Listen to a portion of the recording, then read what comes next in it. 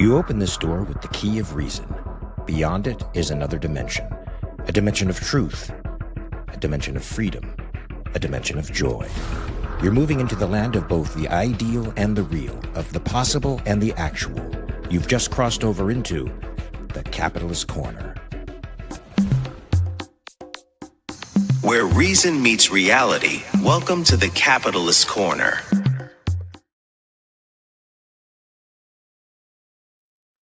Forgot to add myself to the stage. Well, welcome to the show, everybody. I am completely solo today. No guests, no co-host, no Persephone, nothing. It is just you and me, and we have a lot to talk about. I am a little out of breath because I just got done working out and showering and running to get here to bring you the show on time. As a reminder, although Mark is you already know the deal. Look, we're not affiliated with the American Capitalist Party. That's the bottom line. If you want to check out my podcast, The Rational Linguist, we have a very good episode out right now. You probably all have heard of the 1619 Project, but I interviewed a guy who absolutely took it apart, debunked it. Great interview. You should really go check it out. And also remember to like and share this show. Share it from your favorite social media platforms. No, share it from YouTube to your favorite social media platforms. Get it done, please. And, go over there, make your comments on YouTube once the show's over. Say hello. Plus, I'll have the question at the end of the day, and we'll see if anybody wants to answer that. No, Race, I was not curling shampoo bottles. Actually, today was a leg workout. So my workouts are basically like 15 minutes long. I work out 6 days a week, 15 minutes, very intense. And that's it. And then I move on with my life. Look, I'm almost 50 years old. That's good enough for me. I hope it's good enough for you. Well, I don't care if it's good enough for you or not. It's good enough for me. So that's that. So we got a bunch of things to talk about. Let me think. Is there anything else I needed to say? I don't believe so. You all are saying hello to each other. That is wonderful. So the first story I want to reference here is Donald Trump was asked if he would pardon, I don't know how to pronounce it, Ghislaine, whatever, Maxwell. And he did not say no. He says, I don't know. I'll have to think about it. I haven't taken a look at it, that sort of thing. Let's see if I can find an exact quote. He says, I haven't heard the name in so long. I can say this, that I'd have to take a look at it. I would have to take a look. Now, first of all, the idea that he hasn't heard the name in a long time is pure bullshit. We know that, right, folks? I mean, everybody has to know that. He knows who the woman is. The fact that he would consider pardoning a sex offender, that's a bit much, and she hasn't really done much time, and there's been no indication of a mass transformation on her part that I know of that would indicate to me that she's earned a pardon. So, well, maybe because I don't know. I don't want to get into that with the conspiracy stuff. But the broader question for me is it time to revisit the presidential pardon power? I think it is. It's not meant to be used as favors for their pals or their family members, as in the case of Biden, or of their supporters, as in the case of Trump and the J6 people, January 6 folks. That's not what it's for. So I think it's time to take another look and maybe amend the Constitution to take that away from them or severely limit it. Maybe there should be a pardon board. But the problem is, no matter what you do, when it's government and when it's power, it's just ripe for corruption, right? It's just there. In Connecticut, we have the Board of Pardons and Paroles. They give out commutations, often to inmates. But there's nobody knows why anyone's getting them. There's no objective criteria to go by. They say it's basically not an objective thing. Former state legislature and a college professor of criminal justice told me, no, the point is not to let rehabilitated guys out of prison. It's just to wind down the prison system. So I don't know what the answer is on a national level and the federal level. I do think, though, that it's time to revisit the idea of presidential pardons and maybe strip that power away. But what do you guys think about that in general, the pardon power, and specifically this, Ghislaine Maxwell? Like, what the hell is going on? This is the story. It just won't go away, partly because Trump and his supporters, they push this narrative with the Jeffrey Epstein stuff.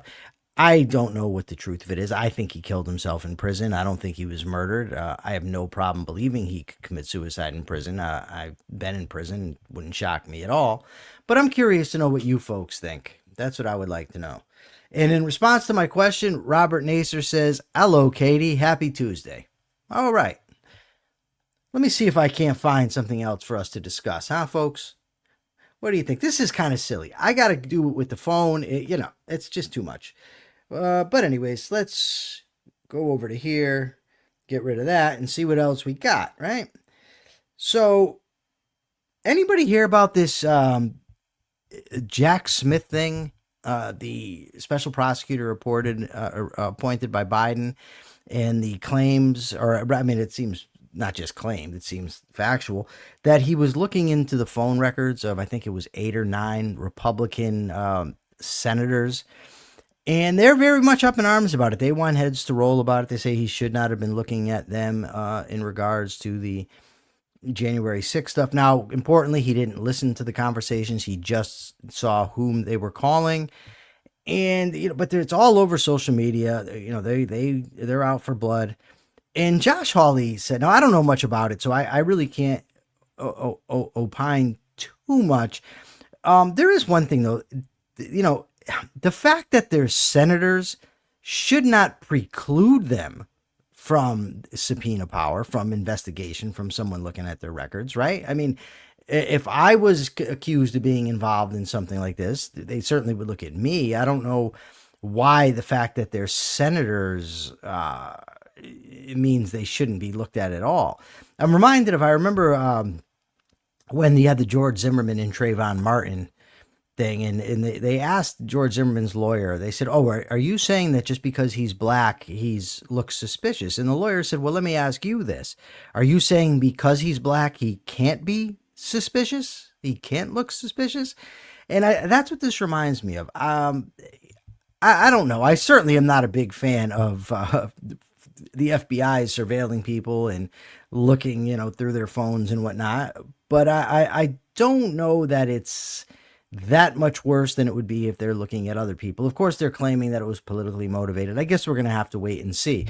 But Josh Hawley, the senator, I think from Missouri, said something that I found absolutely absurd. He said that this is a worse scandal than Watergate. Now, how it's worse than Watergate? Watergate, remember, where Nixon aides broke into the Watergate hotel and left recording devices to record the Democrats, right?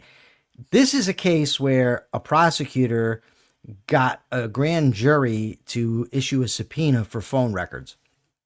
That doesn't seem the same to me as breaking and entering and illegally recording somebody. It just doesn't. Have any of you heard this stuff, heard about this case by any chance, or heard about this issue? It doesn't seem so. But, MAGA's up in arms. And the problem for me with the MAGA folks is they've cried wolf so many times that I find it hard to believe any of their claims. I remember when Tulsi Gabbard, for instance, released the documents pertaining to the Russian collusion investigation, or the Russian interference investigation, and it was presented as, an absolute bombshell. And it really wasn't anything. It didn't really conflict anything that I already knew. The commentary that they put behind it did, but not what actually happened. And once that happens, once people gain that reputation, I find it very difficult to believe what they're saying. So a Trump judge, let me click on this story here. A Trump appointed judge has said, no, Trump cannot send the National Guard into Oregon. And then he tried to send the National Guard from California, and the judge said, no, you cannot do that either. Trump has claimed that it is a war zone in Oregon, and the judge simply says, no, that this is not true. It's not. But of course, the people on the Trump side, corrupt judges, we can't have judges controlling things, that sort of thing. But this is a Trump appointed judge. So when you have judges that you've appointed ruling against you, and then you claim that there's somehow prejudice against you, it's hard for me to believe. Now, of course, this doesn't mean I'm not a fan of judicial activism. I'm a strict constructionist when it comes to the Constitution. And I think if laws are passed in accordance with the Constitution and don't violate it, those laws ought to stand. But I just don't trust the Trumpster, right? Now, if you think about this, so Trump has, when it comes to things being rigged against him, Trump claimed that the Emmys were rigged against him because The Apprentice didn't get an Emmy.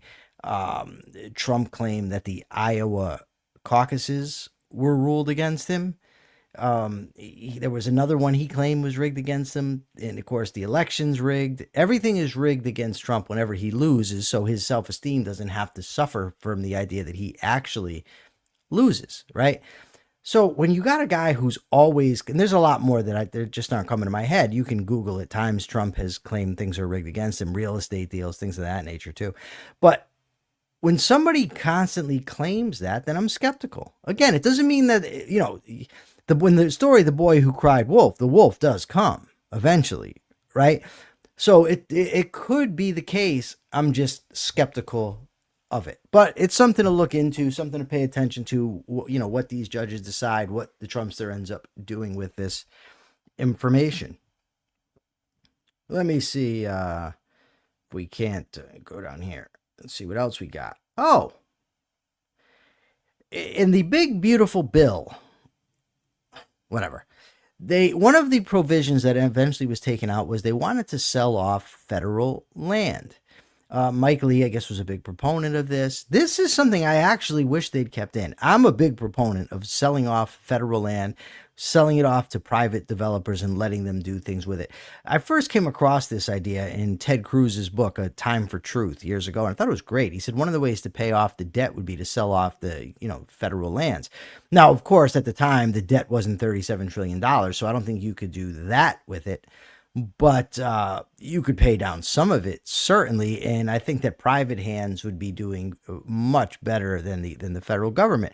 Now, of course, there's a lot of claims and a lot of concerns about, well, if you privatize it, they're just going to build stuff for wealthy people, and the poor still won't be able to get housing and that sort of thing, which it's not the government's job to make sure that the poor get housing, but it's the government's job to stand out of the way.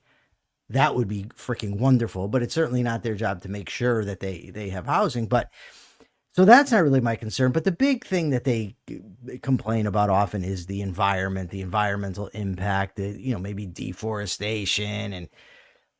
And all I can say, I'm not an ecologist, obviously, but I do know that the doomsayer environmentalists, going back to Malthus, have a very long history of claiming the end is coming, the sky is falling, disastrous results. I mean, I remember when I was a kid, I heard the next ice age was coming. I heard about the ozone layer. We were all going to, I don't want to use hyperbole, but they said there's going to be bad effects from the ozone layer. And who remembers acid rain, right?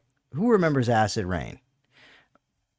I never hear about it anymore. I remember as a kid, I watched Different Strokes, and there was an episode in Kimberly washed her hair out in the rain, and she came in and her hair was all green from the rain. Jenna Kleem, no, I wouldn't say China would have to buy the land. There's plenty of private individuals in America that would buy it. But ultimately, it should be in private hands. Now, if you're talking about the Chinese government, that wouldn't be private hands, right? That would be selling it to a foreign country. It needs to be privatized. They, with the Homestead Act and everything else, it used to be big. They wanted lands to be privatized. In the 20th century, though, that really went away, and they've kind of been dissuading or tamping down the idea that all land should be private. But I'm a big fan.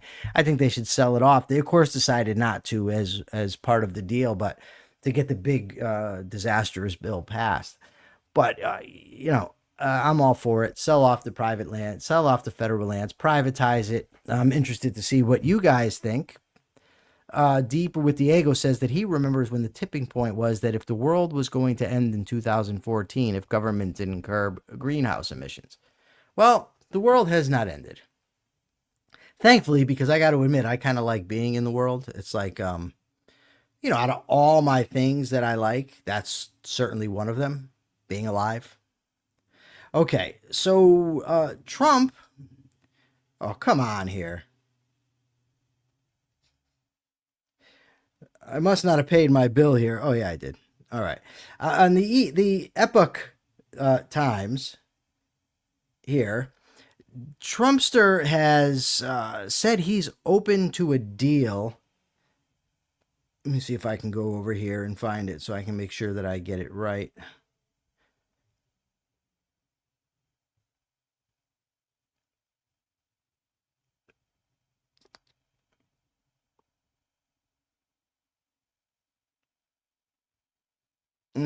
Sorry, this is why I need okay, right here. President Trump said he's open to expanding the Obamacare subsidies as part of a deal here. Specifically, when asked if he would make a deal on the Affordable Care Act, otherwise known as Obamacare, Trump said, if we made the right deal, I'd make a deal, sure. Who remembers in 2015 when Trump was running on ending Obamacare?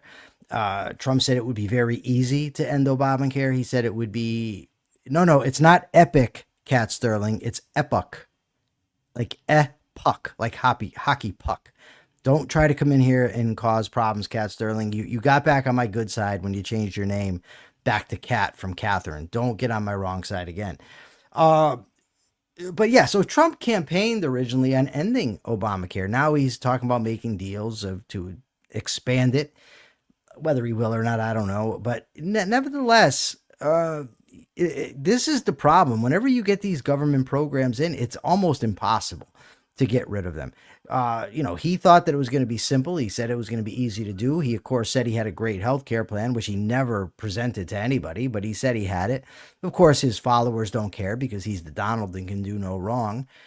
So now we're at the point where he is considering expanding it. Now, Chuck Schumer's not buying it. Chuck Schumer says this isn't true. If Republicans are finally ready to sit down and get something done on health care for American families, I love when they talk like that, Democrats will be there ready to make it happen.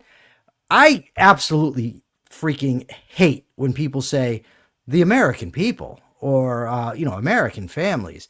It's just such catering BS. That's what they're doing. That's why they talk that way. Of course, we ought to get rid of the subsidies, not expand them. We ought to have private health care, not government health care. We ought to get rid of Medicare, Medicaid, Social Security, all of them. Just get rid of them, privatize, and let us be free. Let my people go. I want to be free. And I don't want to make it sound like we're in, diabolical slavery here. We're not, but we are regulated very, very badly. Our welfare state is humongous. We're massively in debt. It's a huge drag on the economy. So privatize. It's the moral thing to do. Let's do it. Privatize the land, privatize the healthcare, just privatize everything. What do you think, folks? Uh-oh, you hear my dogs? They heard an ambulance. Now they're going sick. That's what they do. They just howl. Can you hear them? Who can hear my dogs? Let me know if you can hear the pups. They're actually not pups, but you get my drift. All right, let's see here. The Supreme Court, this is what led to the Donald talking about pardoning Ghislaine Maxwell. The Supreme Court declined to hear her appeal. So they what that means, they denied certiorari. When you go to the Supreme Court, you apply for certiorari, and then they have a choice to hear your case or not. They refused to hear her claim. And now that's why the Donald is talking about pardoning her. There's an article here from a guy that I'm going to be interviewing soon. Let me make sure I get his name right. Robert Mulligan, and the article is called Cherry Pickety Data, and it's based on, it's talking about income inequality, and Thomas Piketty, who wrote about, he's famous for writing about how unequal things are. And there's a lot of arguments out there that he's wrong, that he's, like this guy says, cherry picking the data. I've read Thomas Sowell on the subject. The case for inequality, it's not nearly what people represent it. But I'm going to take a little bit of a different stance on this. I say, who cares? The only reason inequality is a problem is because of envy. And we have a class in this country of people who like to stoke the flames of envy. They want people to be envious of people who have more than them, of people who are better off than them, whatever. But we would be far better off. Me as an individual, for instance, I'm much better off not comparing myself to people.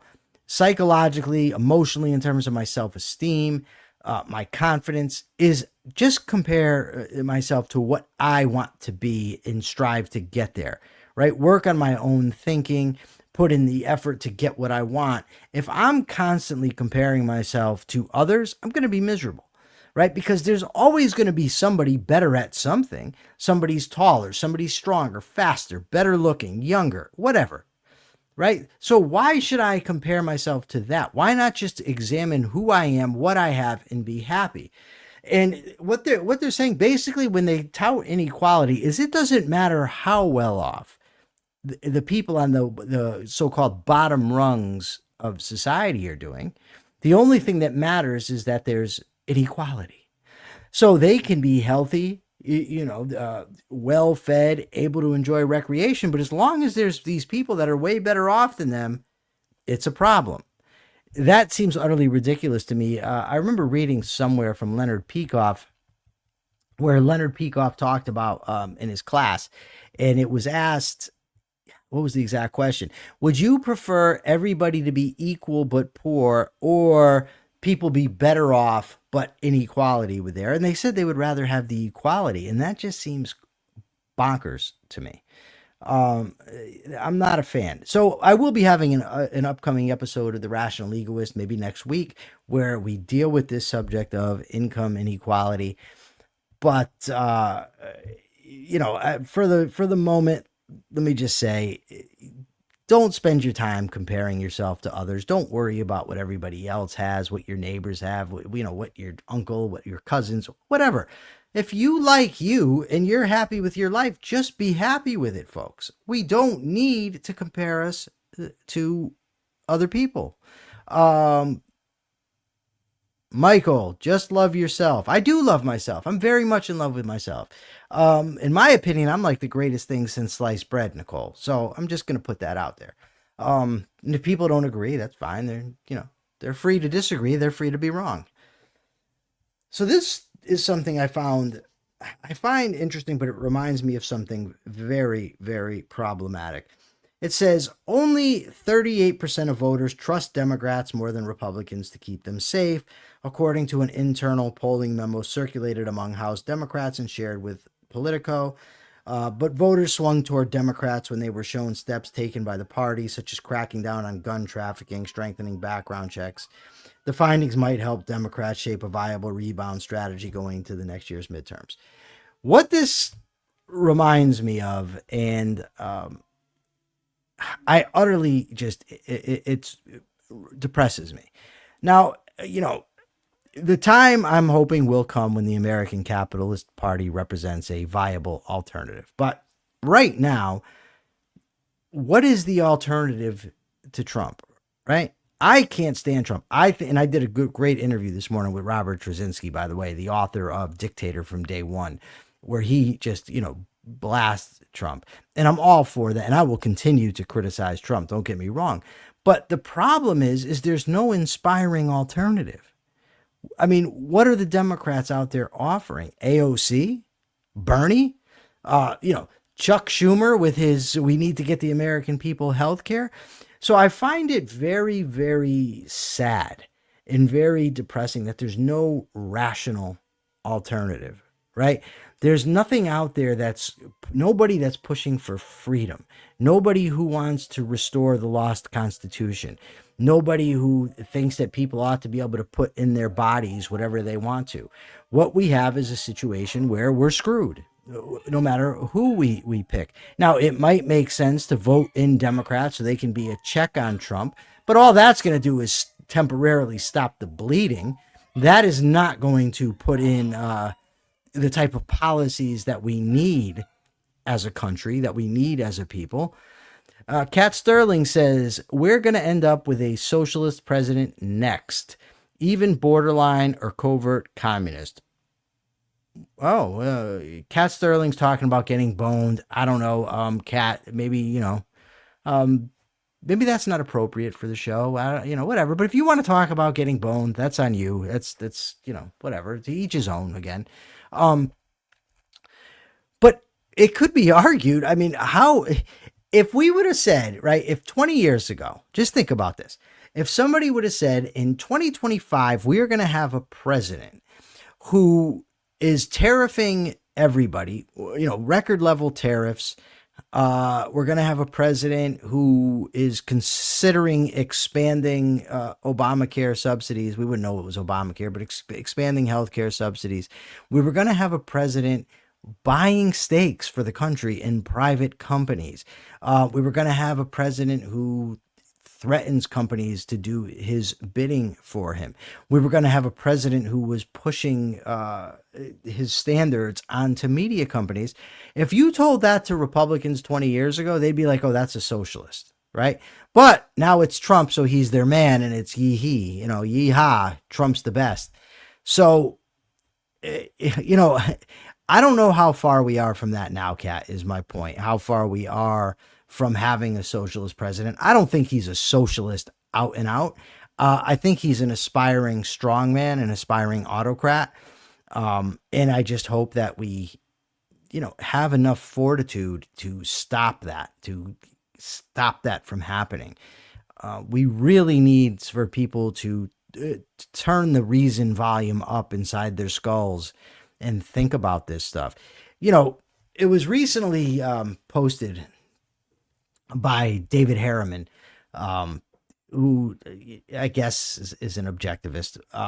And he said how he loves Ayn Rand, but there's a lot of objectivists people that claim to be objectivists that he just hates because they're constantly criticizing Trump, but they whitewash everything the left is doing.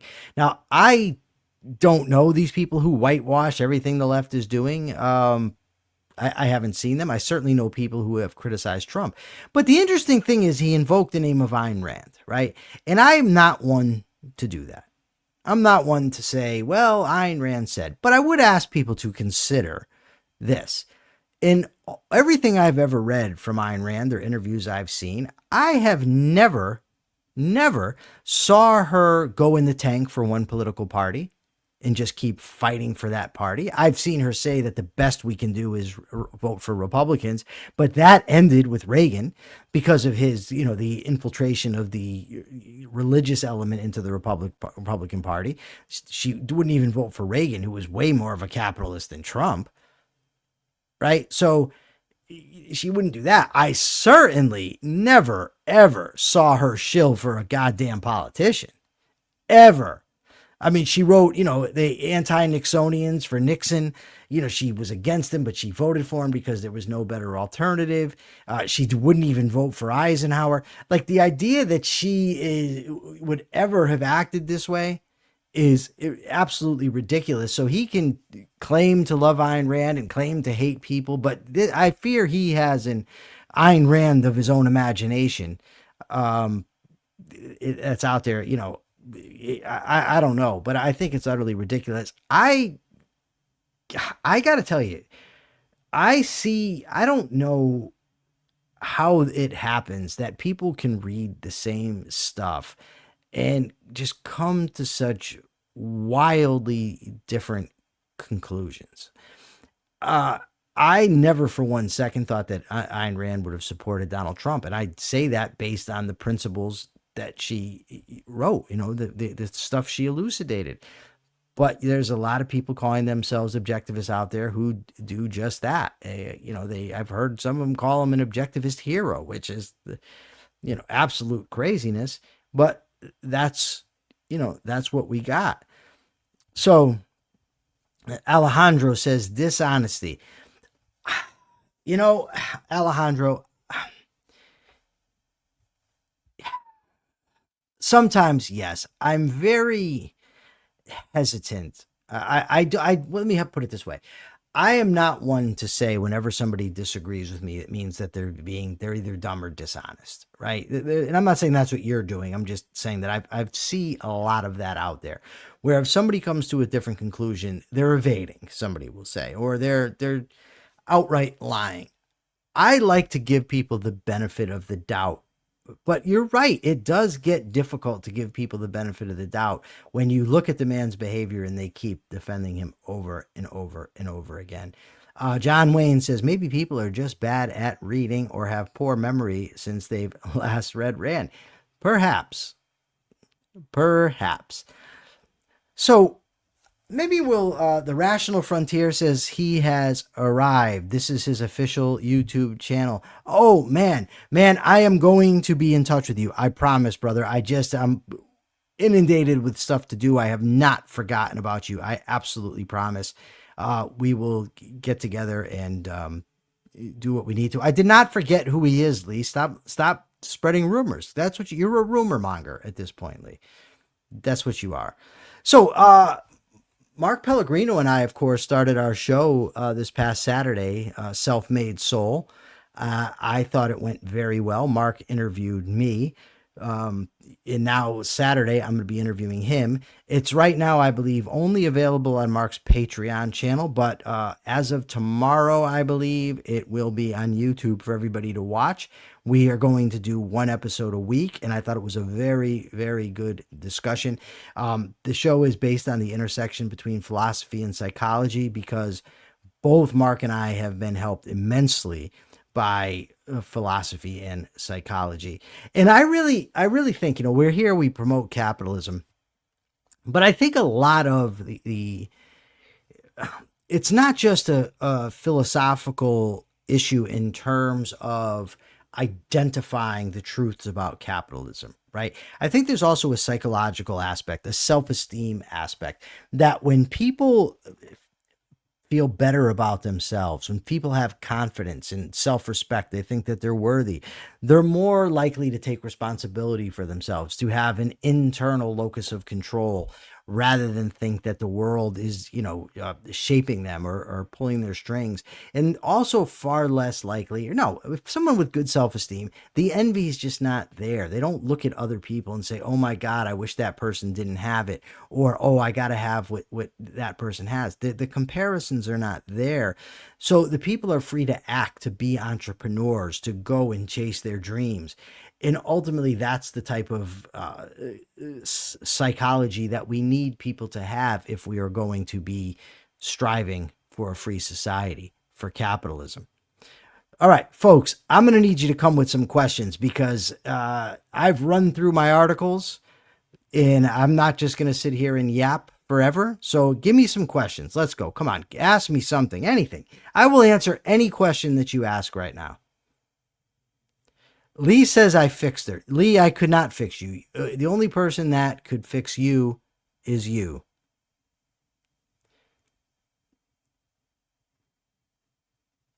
Deeper with Diego says most people. I have not listened to that. Thoughts on, let's see here from John Wayne. Thoughts on ICE, Chicago, Portland protest riots. I am skeptical about the degree of the riots that are taking place. I think they end up far worse due to ICE being there. I think that the federal government ought to have constitutionally no part in immigration. So I think it's unconstitutional. I think ICE is unconstitutional, certainly unconstitutional to send them there. Reading the requirements, first of all, the Constitution, I don't think allows Trump to send the National Guard into these cities in these circumstances. It has to be in like a rebellion and insurrection, which clearly we don't have. The crime problem is being so overblown by these people. I mean, the stats all show that crime is going down, not up. but they keep saying, crime, it's out of control. We got to do something. We got to do something. So, John Wayne says he personally thinks what ICE is doing is wrong, but at the same time, the people showing up to protest aren't particularly likable.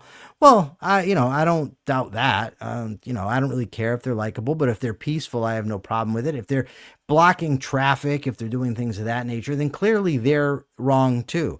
But I'll tell you what, I am far more concerned about an overreaching federal government trying to assert control over cities so that they can snatch people up and send them out of the country. I'm far more concerned about that than I am about protesters. But no, I don't like left-wing radicals. Certainly they're not my cup of tea either. So, there's that. So let's see. We got another question. No, nothing. Let's scroll upward.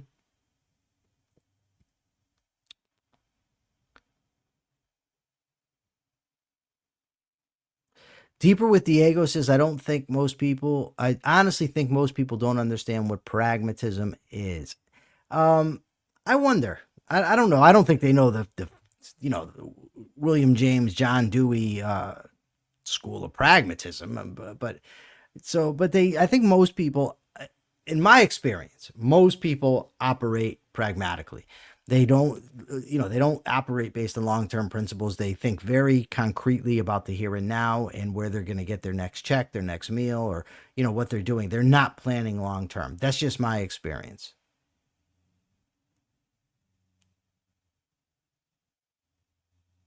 The word and works perfectly well. Okay, I don't know. I don't know what you're talking about, Diego. I'm sorry. We don't need Persephone. I'm sorry. We don't need her. Not right this second. No, we do. I absolutely love I love Persephone. She does a great job for the show. Rational Frontier says Zulu calls it man on the street version of pragmatism. Fair enough. I'll go with it. Man Sharma, Liquid Zulu and I will be having a debate soon. We just have to schedule it on the closed versus open objectivism stuff. Yeah, I don't want to talk too much about that right now. Yes, we do need Persephone, but be looking out for that. We'll have it. I'm thinking I'm going to do it as a special episode, an extra episode of the Capitalist Corner. I'll debate Liquid Zulu on this question of closed versus open. I'll address it all when we have the actual debate. You're looking forward to it, Rational Frontier, but don't think I don't know whose side you're on in this debate. So I'm looking at you a little sideways right now. I'm looking at you with suspicion. Good point, deeper with Diego. Good point. The day I don't have my tank top on, Persephone's not here, and suspiciously, the viewership is slightly down. Also, I'm just saying. All right, folks, listen, I am going to wrap this up. I know it's early. I know it's quick, but I actually have a lot to do and I don't have a lot to talk about. So rather than waste your time with me gibbering and jabbering, we'll be back tomorrow. Mark will be here with me. We have a guest tomorrow. The wonderful Megan Ribbons will be with us. So it should be a great show. I didn't ignore your question, Lee. I didn't even see it. Oh,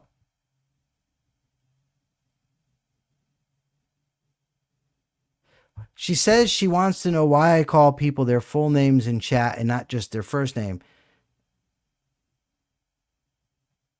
Oh, that's not true. I call you Lee. I call Cat, or I call Cat Sterling, but you're Lee. Persephone's Persephone. When I call on people, I want to say who they are, so I'll give them their whole name. So that might be why. Pancakes or waffles, you can't go wrong either way. Okay, I call her Cat Sterling every time. Okay.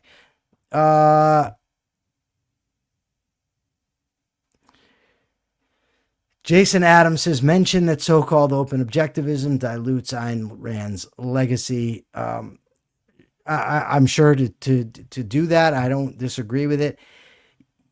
I don't want to say it. I don't want to I'm dying to, but I'm not going to. I'm not going to discuss that right now.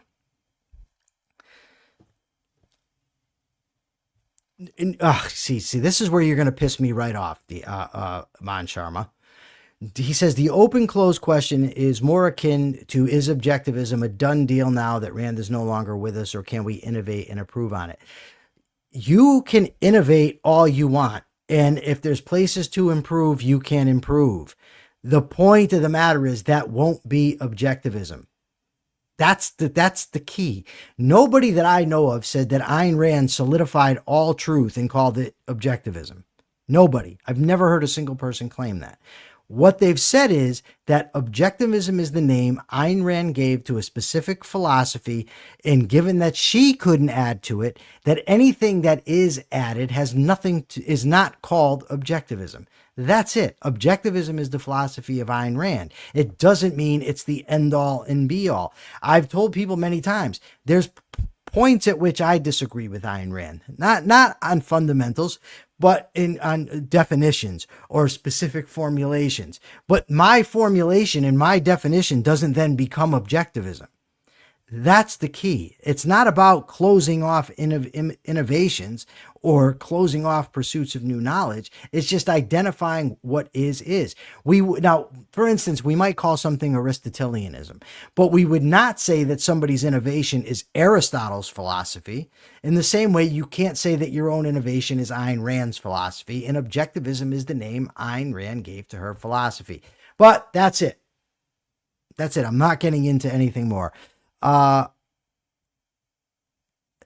Robert Naser wants to be angry about something. Robert, I'll give you something to be angry about. I have actually heard quite a few people lately. Actually, I'm just making it up. But in the past, I have heard people call you Robert Nasir. And if that's not enough to just send you throwing things, then I don't know what to tell you. Nothing will be. All right, folks. Capitalist thought of the day. What can it be? What can it be?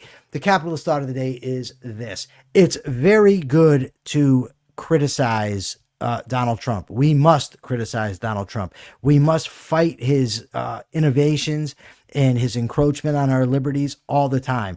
We must point out his lies. We must point out his authoritarian bent. We have to keep doing that, absolutely. But we also must remember that the Democrats are not a good alternative either.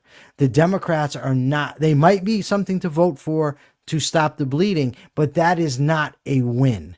That would be a pause. What we need are intellectuals out there making this case, and making the case in language that everybody can understand. And we need to show people why capitalism works, why capitalism is going to benefit them specifically. For instance, capitalism leads to a better quality of life. Capitalism leads to more products. Capitalism leads to more jobs. True capitalism I'm talking about now. Capitalism leads to less inflation. So it not only it does all that, but it's also the moral system, because it's not predicated on the initiation of force. But we have to make this case.